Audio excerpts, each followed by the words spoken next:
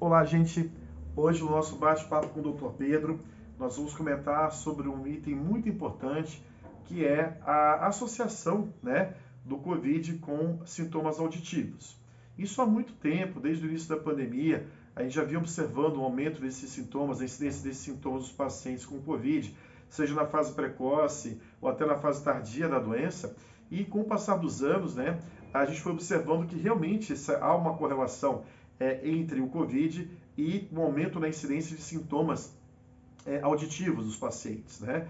Então, os pacientes podem apresentar quadros de zumbido, perda auditiva, labirintopatia, né? E você precisa, né, tomar bastante atenção, prestar bastante atenção, que pode fazer parte do seu check-up pós-Covid, a avaliação otorrinolaringológica. É claro que o Covid pode ainda causar outros sinais e sintomas otorrinolaringológicos, não apenas auditivos, mas é importante que a gente, nesse caso hoje, nesse vídeo específico, a gente possa se atentar aos sintomas auditivos.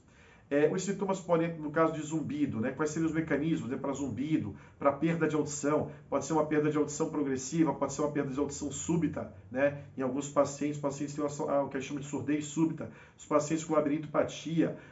Qual é a origem principal? Bom, os mecanismos, né, determinados pelo COVID parecem ser diversos, não apenas um especificamente, mas poderia ser decorrente da própria ação do vírus sobre as células da cóclea, do labirinto, uma ação do próprio vírus no seu processo de replicação viral no interior da célula, podendo gerar morte celular, lesão celular e, consequentemente, dano ao órgão. Poderia ser um mecanismo de injúria através do processo de microvascularização, de microvascular, ou seja, uma interrupção desse fluxo microvascular nessas células, um dano microvascular, e, consequentemente, com menos oxigenação, menos irrigação sanguínea, essa lesão, essa injúria microvascular poderia determinar dano ao órgão também.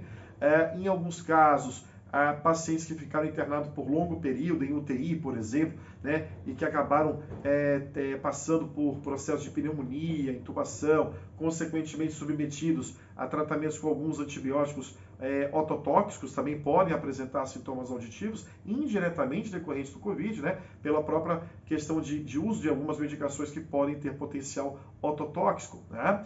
E também, né, nos pacientes com hipooxigenação, seria um outro mecanismo que poderia ser causado naqueles pacientes com insuficiência respiratória, uma hipooxigenação das células do nosso aparelho auditivo também poderiam sofrer dano.